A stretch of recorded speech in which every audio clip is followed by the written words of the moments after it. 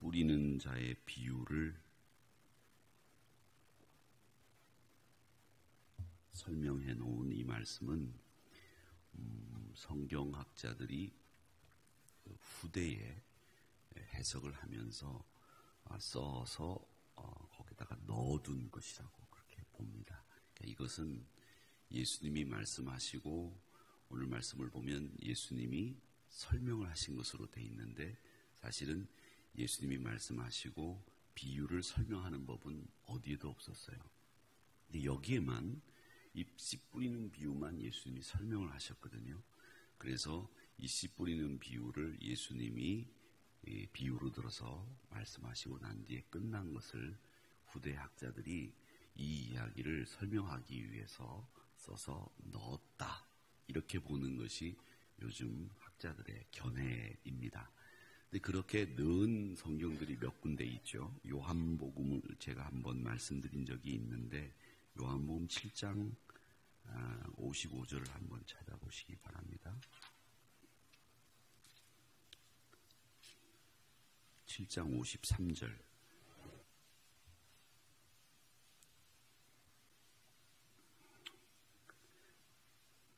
저는 필사성경을 가지고 있는데 필사성경 요한복음 7장 53절을 여기를 쓰신 권사님이 쓰셨는데 이거 감리 보시는 분이 잘못 보셨어요.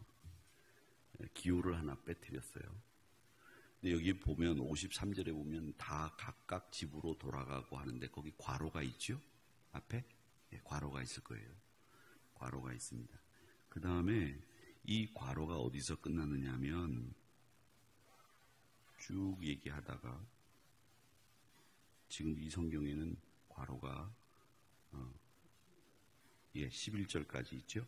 11절 말씀 앞에 괄호가 있죠. 네네. 근데 여기도 괄호가 없는데 나중에 물어봐야 되겠어요. 이 권사님이 쓰신 건데 7장과 8장을 잘못 감리하셔서 틀린 성경을 만들어서 필사성경한테 괄호가 빠져 있어요. 제 필사성경에는.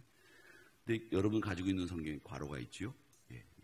이 괄호가 있는 이유는 뭐냐면 성경이 원본이 있고 난 뒤에 그 성경은 원본을 우리가 지금 잊어버리고 하나도 가지고 있지 않죠. 성경 원본은 없습니다.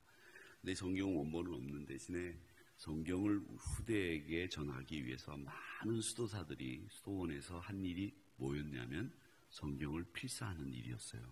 그리고 그걸 많은 사람들이 읽지는 못했지만 많은 사람들이 읽을 수 있도록 남겨둬야 되겠다 생각을 하고 아침밥 먹고 필사하고 점심 먹고 필사하고 요즘같이 인쇄소가 있으면 성경을 쭉 찍어갖고 제본해서 만들면 되지만 그때 고대 사회에서는 인쇄술이 없었기 때문에 성경을 어떻게 해서든지 후대에 남겨둬야 되겠다는 생각을 가지고 성경을 필사를 했습니다. 근데 필사를 하면서 이 필사하는 수도사들이 임의로 이거는 사람들이 안 읽었으면 좋겠다라는 걸 뺄 유혹을 받았을까요? 안 받았을까요? 받았어요.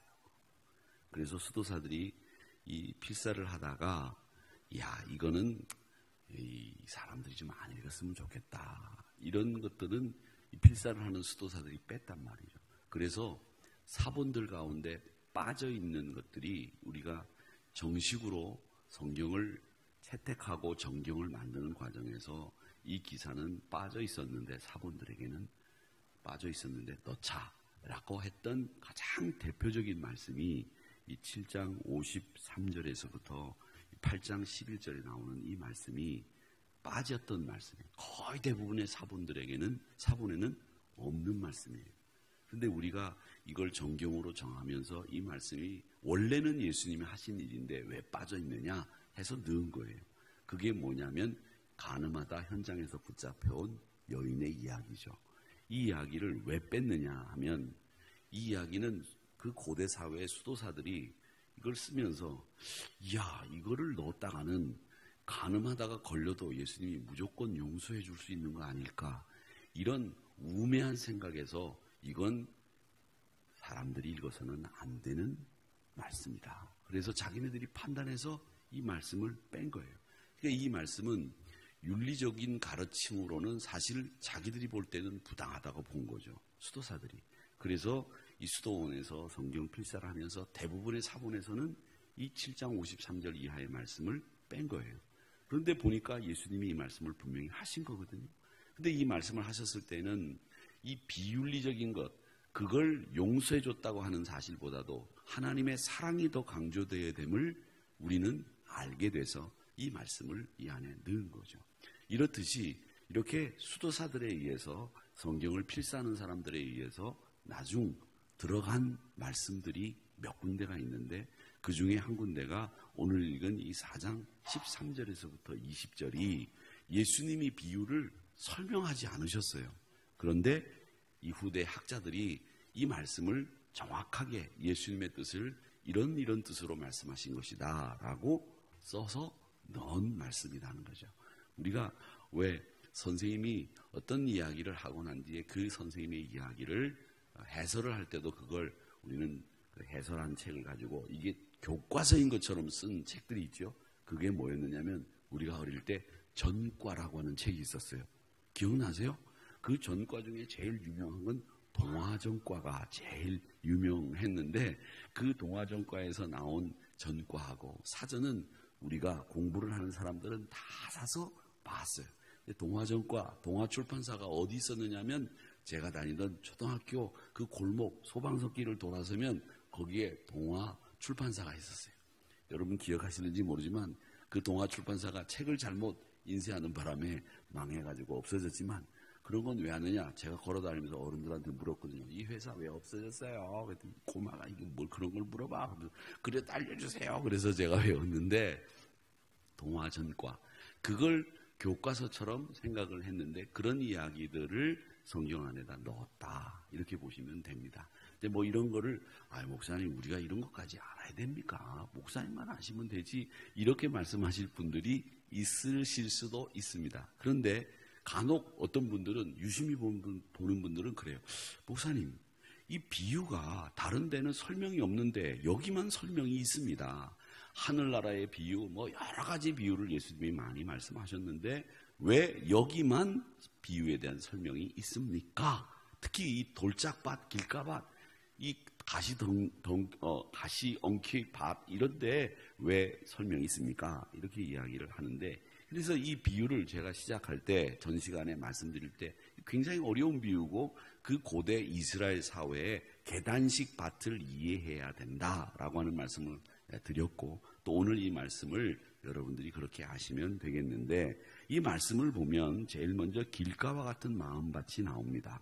이 길가와 같은 마음밭은 계단식으로 되어 있는데 흙이 흘러내려서 나중에 그 다니던 길에 반질반질해져서 거기에 씨를 뿌려봐야 열매를 맺지 않는다라고 하는 말씀을 드렸는데 이 길가라고 하는 것은 뭘 얘기하느냐면 자신의 경험, 자신의 지혜, 자신의 능력, 자신의 선입관 이런 것, 이 자기 주장대로 해서 굳어질 대로 굳어진 완악한 심령을 뭐라고 하느냐면 길가와 같은 마음밭이라고 그렇게 말씀을 하고 있습니다.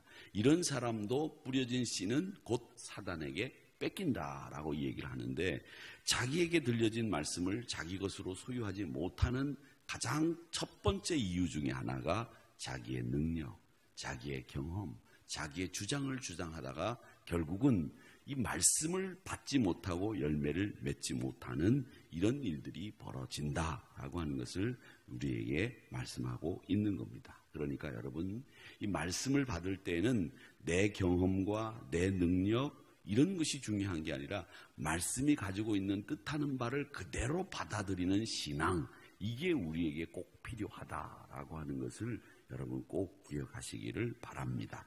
그 다음에 이제 돌밭과 같은 마음밭인데 이 돌밭은 설명드렸죠. 계단식으로 되어 있는데 다 흙이 똑같이 있었는데 비가 오면 그 흙이 밑으로 내려가고 위에는 결국 흙은 하나도 없어지고 돌만 남게 돼서 그게 돌짝밭 같은 마음밭이 된다라고 하는 말씀을 드렸는데 이 말씀을 들을 때는 기쁨으로 즉시 받습니다. 기쁨으로.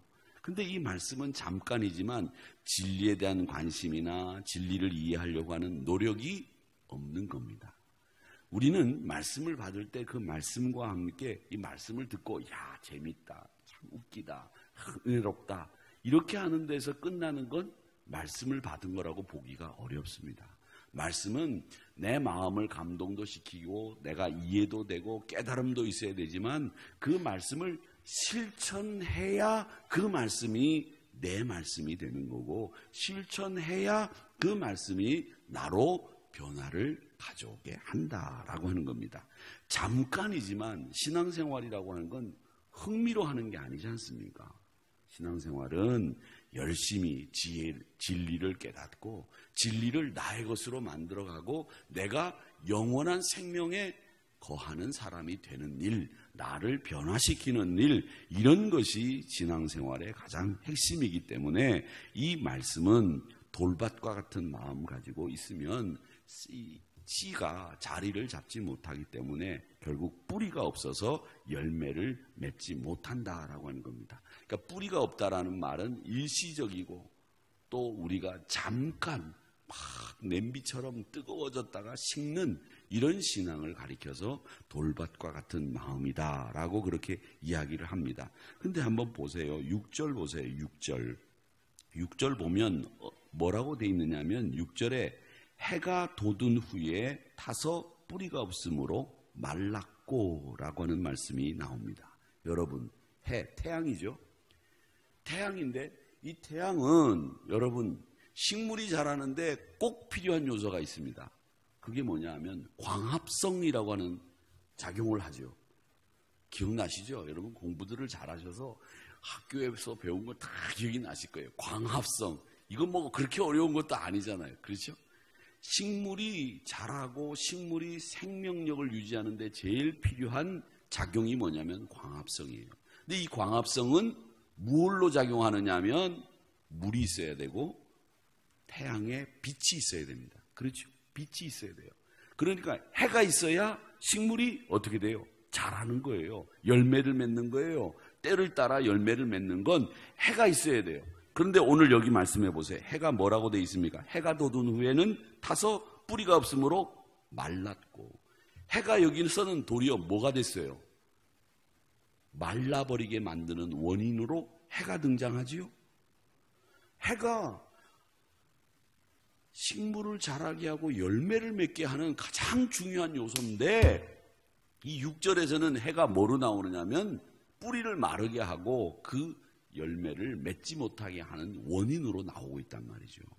그 결국 뭐냐? 이걸 여기서는 환난이라고 얘기를 하고 여기서는 뭐라고 얘기하냐면 핍박이라고 얘기를 하는데 환난과 핍박이 해라는 거예요.